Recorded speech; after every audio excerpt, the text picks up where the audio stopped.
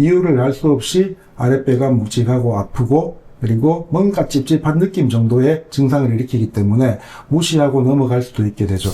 안녕하십니까. B&B 뇨의학과 원장 이윤영입니다.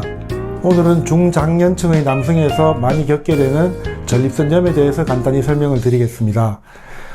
우선 장년층의 남자분들이 이유 없이 아랫배가 묵직하거나 우리가 이제 항문이랑 음낭 사이에 구조물인 회음부의 불편감 또는 소변을 보고 나서 이유 없이 잔뇨감이 든다거나 소변이 좀 찝찝한 느낌이 드는 경우에 만성 전립선염에 의한 경우가 많이 있습니다.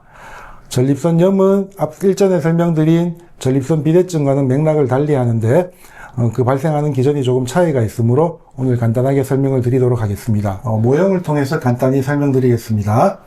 우리 몸에는 방광이 이렇게 있고 방광에서 성기 쪽으로 소변 나가는 길이 있습니다. 이 길을 요도라고 하고요.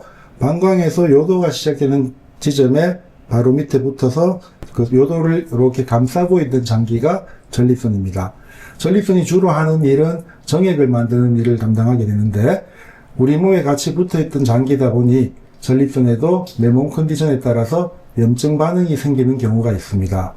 지속적인 과로나 피로 누적 또는 너무 오래 앉아서 하는 일을 하신다거나 수면 부족, 그 외에 잦은 술자리 등으로 인해서 내 몸에 염증 반응이 생기는 건 어디든 생길 수 있지만 특히 전립선에 염증 반응이 생기는 경우에는 증상이 다양하게 나타납니다. 제일 가까이 붙어 있는 방광으로 불편감을 보내게 되면 잔뇨감이 든다거나 소변이 잦아지고 소변을 볼 때 좀 저릿한 양상의 통증을 동반하는 경우도 있고, 그리고 이 밑을 받쳐주는 골반횡격막이라고 하는 요도관략근, 항문관략근 역할을 해주는 근육 쪽의 통증을 보내면 우리가 항문과 음낭 사이에 있는 이 회음부라는 부분에 통증을 보내게 됩니다. 그래서 우리가 소변을 보다 보면 항문과 음낭 사이가 저릿하게 조이듯이 쥐난 듯한 느낌이 날 수도 있고, 그리고 전립선 뒤로 이렇게 연결이 되어 있는 정관 쪽에 통증을 보내게 되면 음낭 쪽까지 통증을 내려보내서 고환 쪽에 통증이 온다거나 아니면 양쪽 아랫배 쪽에 통증이 가는 경우도 있고,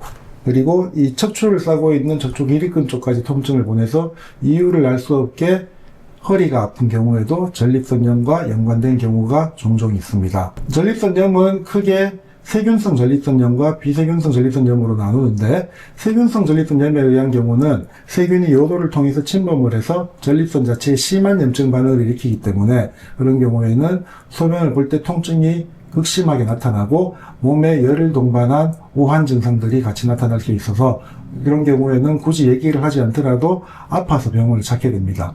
근데 비세균성 전립선염의 경우에는 경미한 염증 반응으로 인한 경우가 대부분이기 때문에 제가 앞서 설명드린 그런 경미한 증상들, 이유를 알 수 없이 아랫배가 묵직하고 아프고 그리고 뭔가 찝찝한 느낌 정도의 증상을 일으키기 때문에 무시하고 넘어갈 수도 있게 되죠. 근데 계속 무시되는 상태로 일주일, 2주일 시간이 지나다 보면은 만성전립선염으로 진행이 되고, 만성전립선염의 경우에는 치료를 하고 나서도 비슷한 상황이 전개됐을 때 또 자꾸 재발하는 이런 안 좋은 상황으로 갈 수가 있으니 언제든 며칠 정도 이상의 비슷한 증상이 나타난다면은 뇨의과 병원을 찾으셔서 꼭 진단을 받고 치료를 받으시기를 권유를 드립니다.